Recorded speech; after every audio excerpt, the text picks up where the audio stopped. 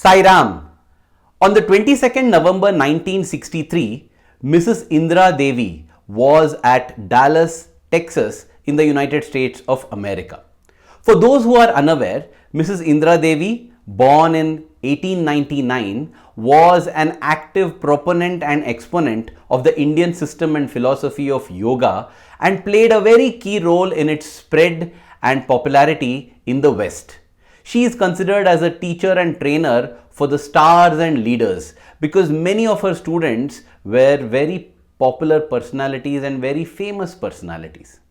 Now, she was here in Dallas, Texas to meet the then President of the United States, John F. Kennedy. Now, John F. Kennedy had initiated a physical fitness program in the United States of America because he and many other leaders felt that America was becoming very unhealthy, was becoming obese, and they wanted everyone to get fit and make exercises a part of the daily regimen. Indra Devi was here in order to convince the president that one of the best instruments to implement and execute this physical fitness program and also extend it to mental fitness was yoga. Unfortunately, Mrs Indra Devi could not meet the president that day because that was the day when the President John F. Kennedy was assassinated. It was an assassination that shook the world. It was an assassination that shook Mrs Indra Devi to her very core. It shook her so much that she decided that she had to do something about it, and she was very serious. Though she was known as the proponent and exponent of yoga, she decided to give up yoga and focus all her energy and resources in what she calls as the meditation crusade. What is a meditation crusade?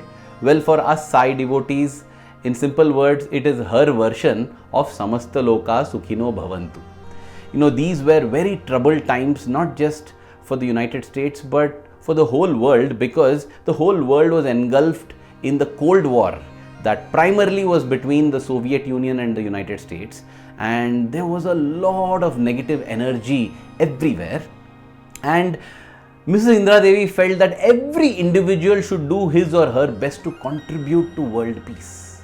So she started this meditation crusade where she wanted to teach everyone and train everyone into doing daily meditation. Daily meditation for what? For the peace of the world, for goodness in the world, for love in the world, for expansion of the heart and mind in the world. And meditation is a very effective tool. In fact, Bhagawan Sri Sathya Sai Baba has also very strongly advocated a kind of meditation that helps in our own spiritual progress and the growth of the society, of the community, as well as the world. There is that Jyoti meditation technique at this link above in case you wish to go and have a look. Now, when she embarked on this, she felt that she needed to build a critical mass of people who were doing this meditation. But she felt that even if she spent her whole life doing this, she would not get those sufficient numbers, and that is the reason she chose to come to India. India is the Daiva Bhumi, the divine land, the Karma Bhumi, the land of karma. It is the Tyaga Bhumi, the land of sacrifice, and it has an affinity, intimate affinity with spirituality. And that apart, India is also an extremely densely populated country. So India is the place where Mrs Indra Devi could get both quality and quantity of meditators, and that is why in the March of 1966 she landed in India, and she made her arrival with a big bang. She in fact at that time met the Prime Minister of the country, Srimati Indira Gandhi, and conveyed to her her intentions and her goals, and she received support from the Prime Minister, and then she began to conduct classes. That was the point in time when she heard about this Bhagawan Sri Sathya Sai Baba, our beloved Swami. And she heard about him from Mr. Howard Murphet and his wife, Mrs. Iris. And she was very intrigued. They both strongly told her that you must visit Sathya Sai Baba and experience him for yourself. But then she had other commitments and she had to immediately leave for Saigon in Vietnam. Saigon is today called the Ho Chi Minh City in Vietnam. And thus, without meeting Swami, she left for Saigon. She might have gone to Saigon, but Sai can never be gone. once he has decided to enter a life, he will. Because all her time at Vietnam, she kept thinking about Swami and she felt, no, I must somehow visit Swami. And that is why after Vietnam, she returned back to India, traveled to Madras, and then was on her way to Puttaparthi. It was going to be a journey of a lifetime for her.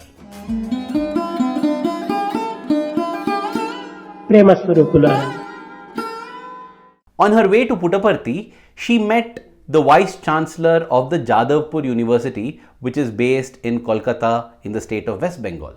Now that was Mr. Triguna Sen, who the next year in 1967 would become the Union Minister for Education in India in the cabinet of Mrs.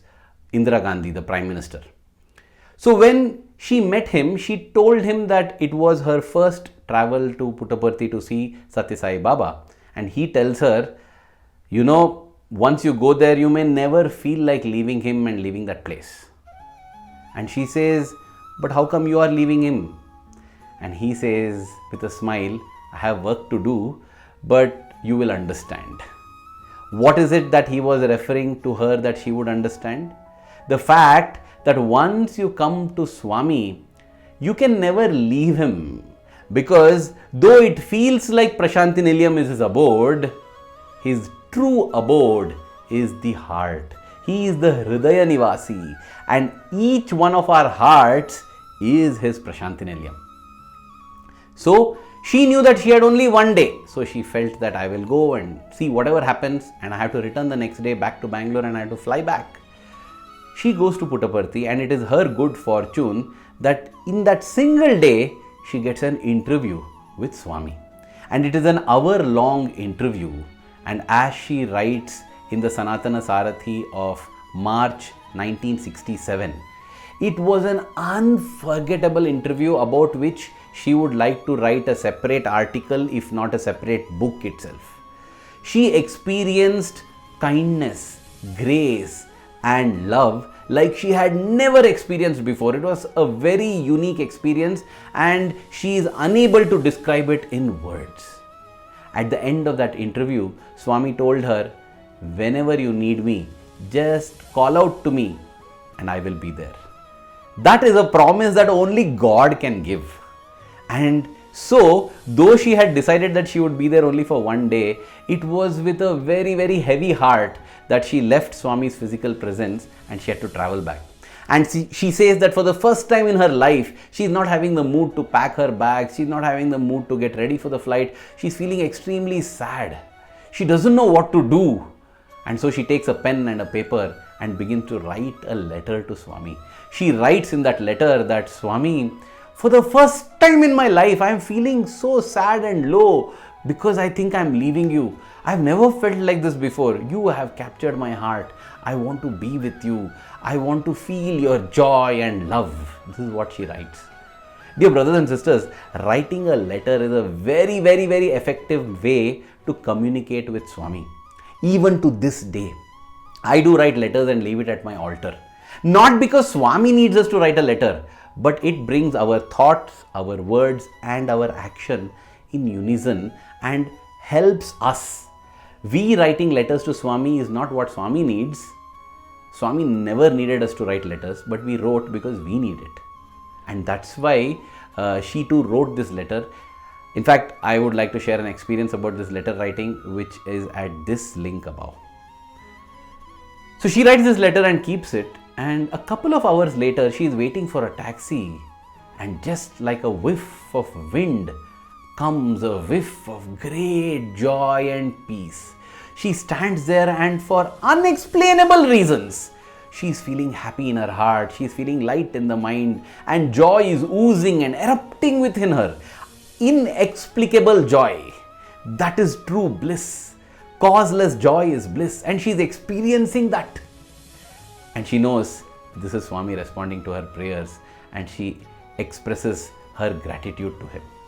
This is a beautiful experience to get causeless joy, dear brothers and sisters. And this again reminds me of an experience related to reading the Shirdi Sai Satcharitra. In case you have not had a look at that, you can have a look at that at this link above.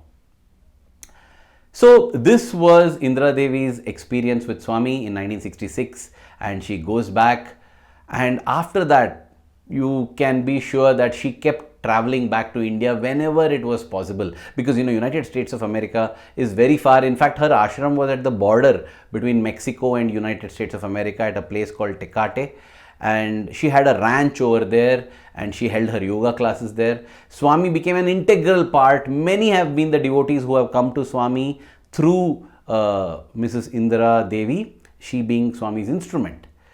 So once in 1969, she felt like she wanted to travel and see Swami, but she had just completed a travel, and in a few months in the year 1970, she was again going to travel to Swami in Puttaparthi or Vrindavan. So she didn't have the financial resources at that time to make this travel, and yet her heart was yearning and longing to travel to Swami. So she was thinking, Swami, I want to come to you, but I'm unable to come to you. Will you call me to yourself? Will you please call me to yourself? Her heart yearned.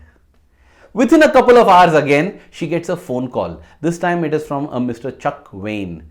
Mr. Chuck Wayne is well known today as a promoter and a marketer in the media industry, in the entertainment industry. Back then he was just building his image and building his career. Interestingly, he used to attend the Los Angeles Sai Center, and he had called Mrs. Indra Devi and he said, here is a proposal, an offer from Warner Brothers. We know Warner Brothers, the big production house, one of the big five. It is we know the big five of the African animals. This is the big five of the production studios. So from Warner Brothers, the offer is this: we want you to go to India, Puttaparthi, and ask Bhagawan Sri Sathya Sai Baba if it is okay that we make a documentary about him. Do we have his permission? And for that we are ready to sponsor your travel and stay. Wow! She grabs this offer with both her hands, and they are telling her, can you leave the next day, which is Sunday? She says, no, I have some things to do over here. Let me leave on Tuesday. So that is agreed upon, and immediately once she gets her tickets, she calls up the Air India office. She was booked on Air India, India's national airline carrier. And the manager at Air India, she asks him, who has booked my tickets for me? Under whose name? And he says that they have been paid for by Warner Brothers account. Oh, wow, this is really happening then. But she knows that it is totally left to Swami. She travels to India for Swami's 44th birthday celebrations in 1969, and it is an unforgettable event. To start off with, in the morning, Swami was on top of the Prashanti Nilayam hoisting the Prashanti flag, and then he delivered his discourse. In his discourse, he refers very lovingly to Sri Guru Nanak Dev, the founder of Sikhism, because that year 1969 also happened to be the 500th anniversary of Sri Guru Nanak Dev. And Swami refers to Guru Nanak Dev, speaks about him and says, you're also blessed that we are remembering him on this day. And then Swami says that he is the Shiva Shakti Swarupa. He again reinforces this message which he had declared back in 1963. And that happened through a stroke that Swami suffered, and that's another long odyssey, a beautiful story with so many messages that is present at this link above. Finally, Swami says that his true birthday is when selfless love takes birth in everybody's heart. And Mrs. Indra Devi is there witnessing all of this. In fact, after that, in the Purnachandra auditorium, Swami has the anointing ceremony, which begins with Mother Ishwaramma coming and applying some oil to his hair, and many other senior devotees get the opportunity. It's a beautiful session. Mrs. Indra Devi is witnessing this darshan and enjoying it. At the end of that, Swami himself goes around distributing sweets to everybody personally. And Mrs. Indra Devi also receives sweets from Swami's hand. And a couple of days later, she also gets an interview with Swami, and in that interview, Swami materializes for her a gold medallion with Goddess Lakshmi on it, and she says, Swami, I don't want any of these, I want you alone. And Swami tells her, this is not for you, this is for your house, to protect it from fires. And later she realizes the importance and significance of this, because she lives in an area that sees a lot of wildfires, naturally occurring fires, and it was indeed this medallion that protected her and her ranch from these devastating fires. After that, she leaves. She's feeling very fulfilled, she's feeling very happy. But then she realizes that she has not got a confirmation from Swami about this documentary being made by Warner Brothers Studios. And that is why within a couple of days of reaching back her home, she makes a visit to the studios in Los Angeles in order to convey to them personally what had happened, and she thought she will also explain how things work with Swami. But to her amazement, nobody there even knows about Bhagavan Sri Sathya Sai Baba. And she's wondering, how is this possible? She calls up Wayne, Mr. Wayne, and tells him, you had told me, right? Warner Brothers wanted, who is it? And he says, no, I also received this information and I just passed it on to you. Kindly make enquiries. And she goes and makes more enquiries. Nobody has heard, nobody has ever sponsored this ticket. Where did they come from? She in fact tells the whole story to a couple of executives there, and they promise her that within 3 days they will get back to her. And as Mrs Indra Devi writes in a 1973 article in the Sanatana Sarathi, forget 3 days, forget 3 weeks, 3 months, 3 years later also, nobody has got back to her. And then this becomes a story that she writes in the Sanatana Sarathi, and also a satsang story which she narrates to all. And Richard Bach, also called Dick Bach, who has done a lot of documentary shooting and photography of Bhagavan Sri Sathya Sai Baba, he mentioned to her, it is a leela that Swami did for you. It was indeed a leela. The whole thing. Dear brothers and sisters, these experiences of Mrs Indra Devi teach and make one thing very, very clear. Whenever there is a yearning for Swami, Swami responds. However we may express our yearning for Swami, He will express it back to us in a way we understand. If we take one step towards Him, He will take 100 steps towards us. In fact, that was the discovery also of a cancer patient who came desperately to Swami seeking his help, and that led to a miraculous discovery and multiple incidents. Though I am tempted to narrate it here, I will just direct you to this link above. You can have a look at that. Swami says, if you look to me, I look to you. All we need is to look to Him in our own hearts. He is the Hridaya Nivasi, and He will respond to us 100% from there. Dear Swami, may the love that we have for you in our hearts keep growing stronger every passing moment. Thank you. Jai Sai Ram.